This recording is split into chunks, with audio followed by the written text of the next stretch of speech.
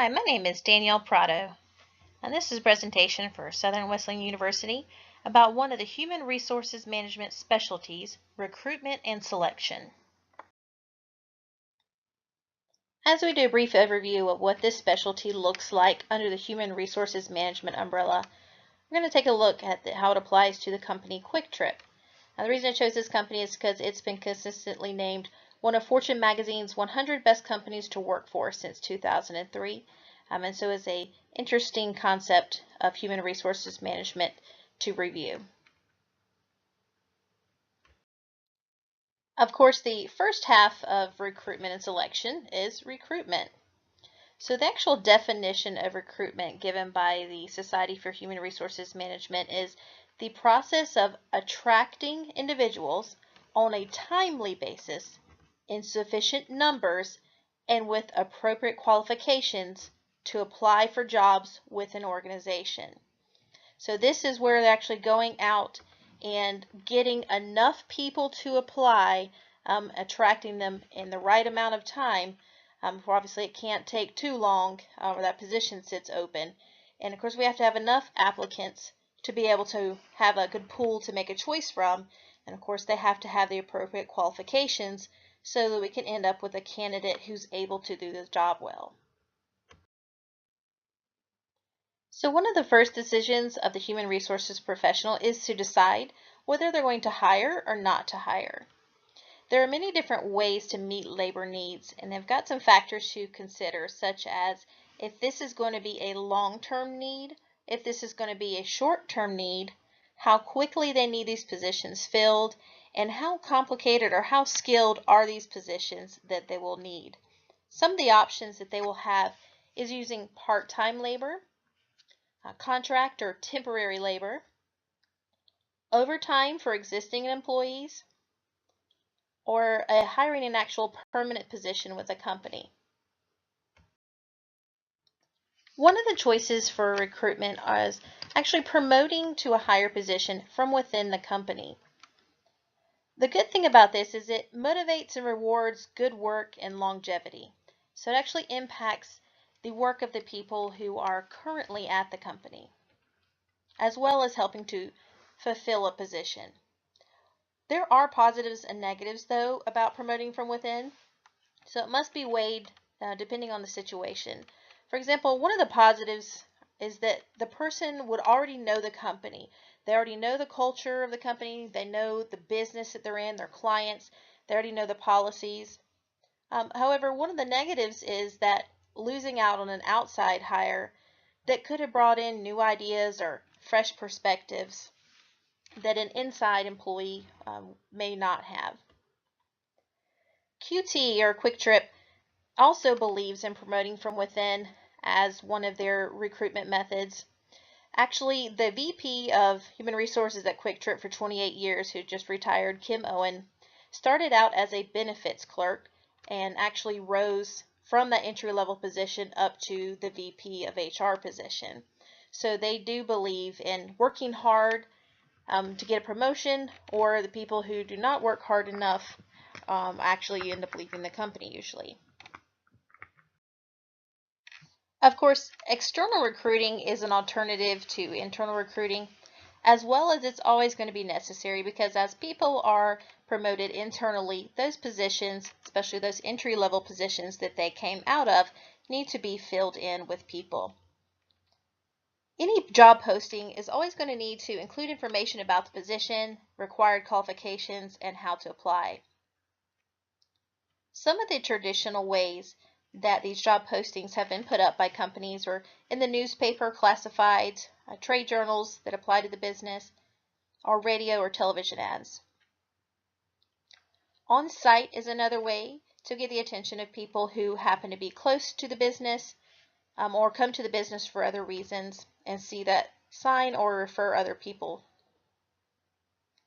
Agencies are an option, especially for hard to fill positions. And the reason why they're kind of reserved for that is because they are pretty costly. They charge a percentage of the person that they hire's annual salary usually as their compensation.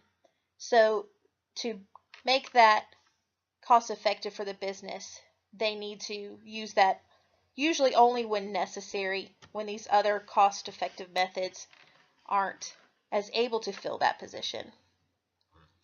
Job fairs, especially what those at high school and college campuses or in a local area, are a good way to go out and meet people face to face who are looking for jobs or looking to enter into the industry. However, the person who's there representing the company has to remember that as a recruiter, they are the face of the company, so the interaction that they have or the feeling that people get after talking with them is going to greatly impact where that person considers the company or not. Online is one of the most common ways now for external recruiting, just due to its ease and quickness of how it can be posted in just moments. It's usually very cheap for companies to do. They can reach a large amount of people who are looking for jobs, such as at Monster.com, Indeed.com, CareerBuilder.com. There's a lot of those.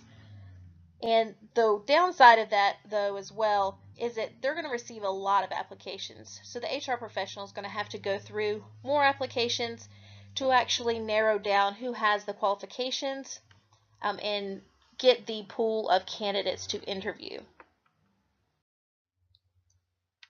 Now, compensation can be a whole other discussion because it can be pretty complicated and is a big job of the human resources professional. But as it relates to recruitment, there are some considerations when advertising a price that somebody will be paying the potential workers. First, they've got to be able to keep their prices competitive. So they can't pay so much in salaries that the prices are too high and then they lose customers. But they also have to be able to pay enough to attract and keep good workers. So they've got to be competitive regarding other employers in the area. And the job descriptions and job structure have to be considered so that a person sees that as they go up in that company and get more responsibility and more skills, that the compensation would be increased.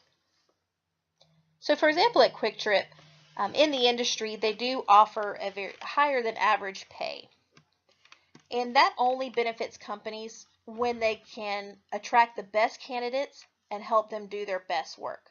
Otherwise, that will actually hurt the company by paying too much if they're not able to get that benefit of coming out with the best candidates doing the best work. Quick Trip believes, obviously, that they are getting the best candidates that are helping them do the best work. One of the reasons they cite is their turnover rate of 13% compared to the industry average of 59%. They also offer bonuses regarding not just annual bonuses, but bonuses based on scores that mystery shoppers come in and give their clerks high scores. So they do want to reward not just hourly, but they want to reward that extra effort and reward the best candidates so that they feel that overall that they are the best convenience store. Now, of course, the second half of recruitment and selection is selection. Selection is described as the process of choosing from a group of applicants the individual best suited for a particular position and for the organization. Quick Trip CEO Chet Cadeau said, "We don't believe that we can teach someone culture or values. Instead, we're looking for people who already have those values." QT hires less than 1% of its applicants. By comparison, Harvard's acceptance rate that year was 5.3%. So the first step for the HR professional will, of course, be going through the applications to see who they're going to narrow down to invite in for more selection. Some of those methods are testing and interviewing. So testing may occur before interviews to help narrow down a candidate pool, but testing must make sure that whatever they are measuring are skills that are pertinent or have been proven to reflect job success in that particular position. So these tests must be valid, reliable, and non-discriminatory. Quick Trip uses a math test for every applicant that measures if they're able to give efficient change back and if they're able to add and subtract without a calculator. Interviewing is the selection process that most people are familiar with. However, there are many different ways to do interviews. some open-ended questions that will provide good answers or good resources for deciding on a candidate, because they won't be able to give as canned responses. It's going to kind of catch them off guard and make them talk about something as well as why they did it. Situational questions would say, what would you do if this happened? Behavioral questions are, so what did you do when this has happened in the past? And then there's different ways of questioning, such as non-directional, which is just no list at all of questions. It just kind of off the cuff from the very beginning, versus structured or patterned interviews, which have a list of questions that all applicants are answered. However, they also must make sure they're flexible enough to where if someone answers, that they may be able to go on a different question that wasn't on the list, but really delve a little bit more into that answer that they found interesting or want to know a little more about. And of course, they could interview with one person, but it's becoming more common to interview with a team. That way there can be different perspectives on that person to make a better decision. So how does a recruitment and selection human resources professional know if they've had success or if they've done this job well, or decide which improvements can be made? First thing I need to ask is, were their cost-effective methods used, or can they be improved? Did they adhere to the budget they were given? Was the applicant pool they came up with large enough? And how many did they really need to be able to get a good hire? Were applicants qualified? How long did it take to fill the position? How long did it take that new employee to get up to speed? And did those employees stay? Did they get an accurate expectation of the job? All of these, it doesn't necessarily mean that the person didn't do the job well. They just continue to ask themselves these questions, however, to make sure that they're continually improving their processes. So if they get a lot of applicants, for example, that weren't qualified, they need to see, did I describe this job well enough that these were qualifications? Did I advertise in the right places for the people that have those qualifications? Is what we're offering is for compensation high enough to attract the people with those qualifications?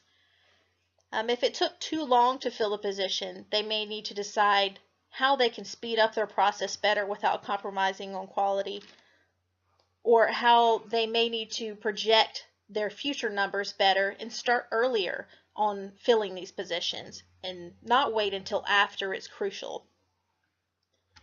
As far as in the employees getting an accurate expectation of the job, you can pick the best employee, but if in the end the employee doesn't pick the company or doesn't choose to stay with the company, all of those efforts were in vain.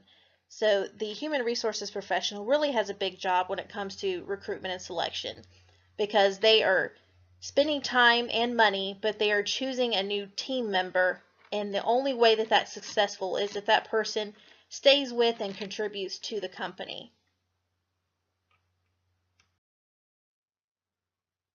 Here are the references that I used for this presentation.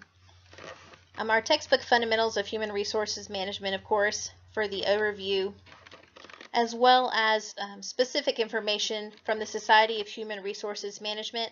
That is a great resource for articles or basic information about everything regarding human resources management and all of the specialties, as well as specific information on Quick Trip from Har and Stankovic.